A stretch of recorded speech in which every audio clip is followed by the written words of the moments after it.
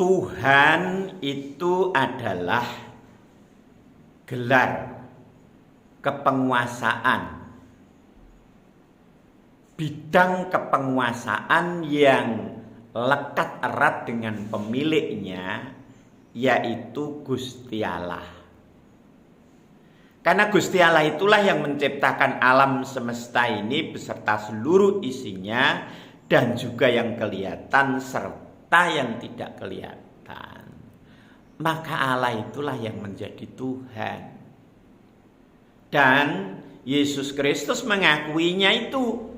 Di dalam Injil Matius 11 ayat 25 mengatakan, "Aku bersyukur kepadamu ya Bapa, Tuhan langit dan bumi." Dan di dalam gereja aja kidungan, Allah itulah Tuhan. Ibu bapak saudara-saudara, di dalam keyakinan umat Kristen tentang kepercayaan kepada Allah, Allah itu esa dan satu. Maka di dalam kredo disebutkan, aku percaya kepada satu Allah. Namun di dalam iman Kristen, Allah yang esa yang satu itu lebih diberikan pewahyuan untuk menjelas tegaskan bahwa Allah yang satu itu di dalam kedalaman dirinya punya firman.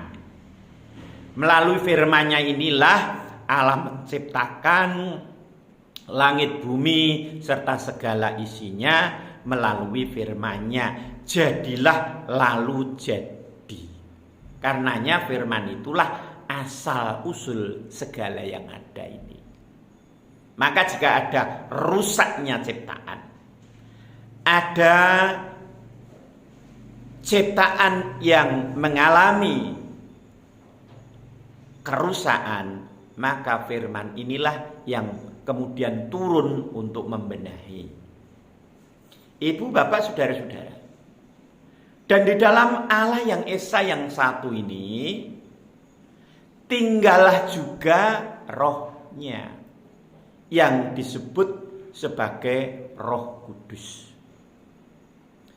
Roh Kudus inilah rohnya Allah sebagai prinsip hidup yang ada di dalam diri Allah. Segala yang hidup ini diberi hidup oleh Roh Kudus, dan tanpa Roh Kudus tidak ada kehidupan. Jadi Allah menciptakan segala yang ada itu melalui firman-Nya, diberi hidup oleh rohnya. Allah yang esa yang satu itu di dalam iman Kristen lebih dijelaskan seperti itu.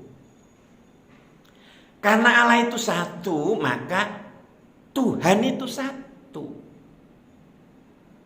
Miliknya Sang Bapa yang tinggal juga di dalam firman-Nya, juga tinggal di dalam rohnya. Karena itu Roh Kudus juga disebut Tuhan, Sang Pemberi hidup. Dan firman-Nya itu juga Tuhan. Ketuhanan yang satu itu lekat pada Allah Sang Bapa di dalam firman-Nya, juga di dalam rohnya.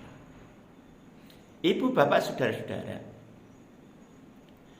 di dalam kegenapan waktu, firman-Nya Allah yang adalah Allah ini menjelma menjadi manusia.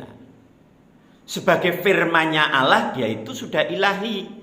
Tetapi karena menjelma menjadi manusia, maka kemanusiaan yang dikenakan oleh Sang Firman inilah diserah kuasai oleh Allah untuk menjalankan karya keselamatan, dan ketuhanan Allah ini dijalankan oleh firman-Nya yang menjelma menjadi manusia itu. Karenanya Yesus itu disebut Tuhan, bukan ada dua Tuhan. Tuhan itu hanya satu, tetapi ketuhanan yang satu itu dijalankan oleh firman-Nya di dalam karya keselamatan.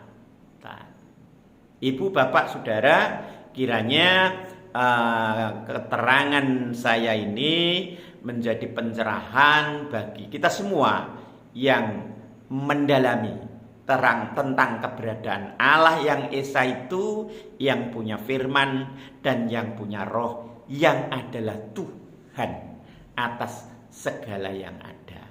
Salam, rahayu, rahayu, rahayu. Amin.